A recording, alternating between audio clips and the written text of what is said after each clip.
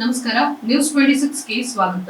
ವಿವಿಧ ಬೇಡಿಕೆಗಳ ಈಡೇರಿಕೆಗೆ ಆಗ್ರಹಿಸಿ ಕರವೇ ಪ್ರತಿಭಟನೆ. ವಿವಿಧ ಬೇಡಿಕೆಗಳ ಈಡೇರಿಕೆಗೆ ಆಗ್ರಹಿಸಿ ಕರ್ನಾಟಕ ರಕ್ಷಣಾ ವೇದಿಕೆಯ ಟಿಎ ನಾರಾಯಣಗೌಡ ಬಣ ವತಿಯಿಂದ ನಗರದ ಜಿಲ್ಲಾಧಿಕಾರಿಗಳ ಕಚೇರಿಯ ಮುಂಭಾಗ ಪ್ರತಿಭಟನೆಯನ್ನ ನಡೆಸಲಾಯಿತು. ಪ್ರತಿಭಟನಾಕಾರರು ರಾಜ್ಯ ಸರ್ಕಾರ ಮತ್ತು ಕೇಂದ್ರ ಸರ್ಕಾರದ ವಿರುದ್ಧ ಆಕ್ರೋಶವನ್ನ ವ್ಯಕ್ತಪಡಿಸಿ ಧಿಕ್ಕಾರವನ್ನ ಕೂಗಿ ಪ್ರತಿಭಟಿಸಿದರು. ಕನ್ನಡಿಗರಿಗೆ ಉದ್ಯೋಗ ಮೀಸಲಾತಿ ಎಲ್ಲಾ ಖಾಸಗಿ ಸಂಸ್ಥೆಗಳಲ್ಲಿ ಸಿ ಮತ್ತು ಡಿ ದರ್ಜೆಯ ಶೇಕಡಾ 100ರಷ್ಟು ಹುದ್ದೆಗಳನ್ನು ಕನ್ನಡಿಗರಿಗೆ ಮೀಸಲಿಡುವುದು, ಖಾಸಗಿ ಸಂಸ್ಥೆಗಳ ಇತರ ಹುದ್ದೆಗಳಿಗೆ ಶೇಕಡಾ 80ರಷ್ಟು ಹುದ್ದೆಗಳನ್ನು ಮೀಸಲಿಡುವುದು, 15 ವರ್ಷಗಳ ಕಾಲ ಕರ್ನಾಟಕದಲ್ಲಿ ನೆಲೆಸಿದ್ದವರನ್ನ ಕನ್ನಡಿಗರೆಂದು ಪರಿಗಣಿಸಲಾಗುವುದು, ನಿಯಮಾವಳಿ ಪಾಲಿಸದ ಸಂಸ್ಥೆಗಳ ಮಾನ್ಯತೆ ರದ್ದು ಮಾಡಿ ದಂಡ ಹಾಗೂ ಕ್ರಿಮಿನಲ್ ಮೊಕದ್ದಮೆ ಹೂಡುವುದು, ರಾಜ್ಯ ಸರ್ಕಾರಿ ಸಂಸ್ಥೆಗಳು ಸಾರ್ವಜನಿಕ ವಲಯ ಘಟಕಗಳಲ್ಲಿ ಶೇಕಡಾ 100ರಷ್ಟು ಮೀಸಲಾತಿ ನೀಡುವುದು, ಕೇಂದ್ರ ಸರ್ಕಾರದ ಇಲಾಖೆಗಳನ್ನ ಗ್ರೂಪ್ ಸಿ ಮತ್ತು ಗ್ರೂಪ್ ಡಿ ಉದ್ಯೋಗದಲ್ಲಿ ಕನ್ನಡಿಗರಿಗೆ ಶೇಕಡಾ 100ರಷ್ಟು ಮೀಸಲಾತಿ ನೀಡುವುದು, ರಾಜ್ಯ ಸರ್ಕಾರ ರೂಪಿಸಿರುವ ಕಾನೂನನ್ನ ಸಮರ್ಪಕವಾಗಿ ಜಾರಿಗೆ ತರಲು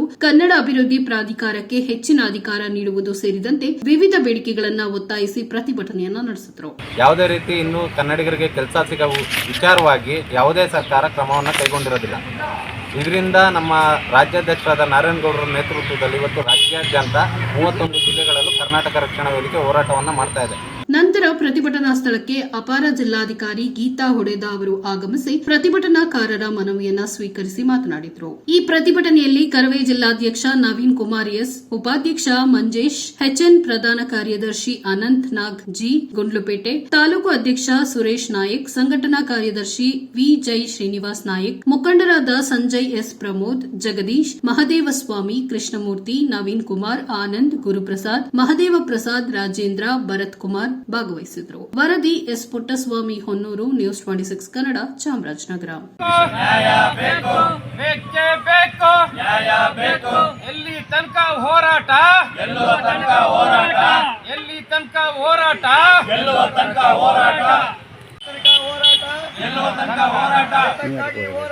ನ್ಯಾಯಕ್ಕಾಗಿ ಹೋರಾಟ,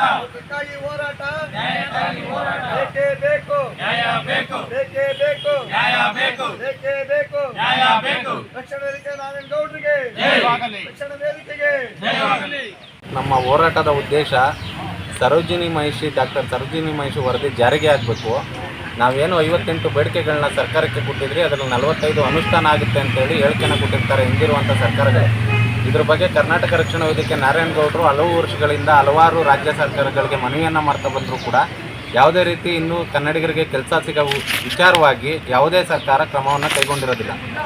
ಇದರಿಂದ ನಮ್ಮ ರಾಜ್ಯಾಧ್ಯಕ್ಷರಾದ ನಾರಾಯಣಗೌಡರ ನೇತೃತ್ವದಲ್ಲಿ ಇವತ್ತು ರಾಜ್ಯಾದ್ಯಂತ 31 ಜಿಲ್ಲೆಗಳಲ್ಲೂ ಕರ್ನಾಟಕ ರಕ್ಷಣಾ ವೇದಿಕೆ ಹೋರಾಟವನ್ನು ಮಾಡ್ತಾ ಇದೆ.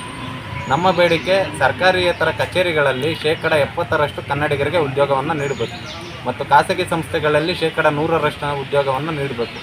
ಸರ್ಕಾರಿ ಕಚೇರಿಗಳಲ್ಲಿ ಸಿ ಮತ್ತು ಡಿ ವರ್ಗದವರಿಗೆ ಏನು ಕೆಲಸಗಳಿಗೆ ಇದು ಮಾಡ್ತಾ ಇದ್ದಾರೆ, ಅವರು ಖಂಡಿತವಾಗೂ ಕನ್ನಡಿಗರಿಗೆ ಉದ್ಯೋಗವನ್ನು ನೀಡಿ ಈ ತಮಿಳು, ಕೇರಳ, ಬೇರೆ ರಾಜ್ಯಗಳಿಂದ ಬಂದಂಥ ವಲಸಿಗರನ್ನ ಹೊರಗಡೆ ಓಡಿಸಿ ನಮ್ಮ ಕನ್ನಡಿಗರಿಗೆ ಉದ್ಯೋಗವನ್ನು ಕೊಟ್ಟು ಕರ್ನಾಟಕ ರಾಜ್ಯವನ್ನು ಕಾಪಾಡಬೇಕಂತ ಸರ್ಕಾರಗಳಲ್ಲಿ ಮನವಿಯನ್ನು ಮಾಡ್ತೀವಿ.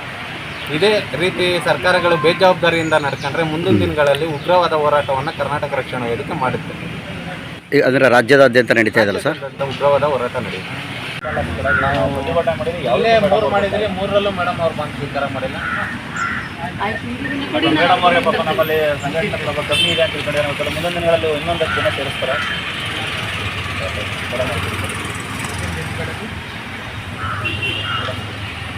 ಇದಾಗಿತ್ತು ಇವತ್ತಿನ ಲೇಟೆಸ್ಟ್ ನ್ಯೂಸ್ ಅಪ್ಡೇಟ್ಸ್. ಇನ್ನಷ್ಟು ಸುದ್ದಿಗಾಗಿ ನೋಡ್ತಾ ಇರಿ ನ್ಯೂಸ್ 26 ಕನ್ನಡ. ನಾವು ನಿಮ್ಮೊಂದಿಗೆ.